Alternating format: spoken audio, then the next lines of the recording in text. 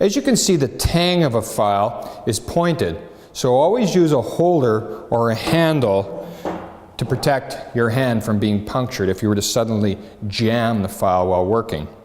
Always select the handle that will correctly fit the tang of the file. If the file has an integral holder, like this one, then it's known as a solid handle file.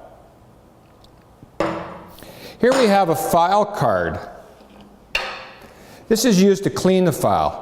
It's basically a wire brush with very short teeth. Make sure you clean your file regularly while you're using it. A clogged file loses its cutting ability and can damage your work. When storing your files, make sure to protect the edges by hanging them or separating them. If you have to put them back into your toolbox with other tools, place them in a sheath or wrap them in a cloth for protection. Be sure to keep the files away from water or moisture and avoid getting them oily. Oil makes the file slide across the work surface without cutting.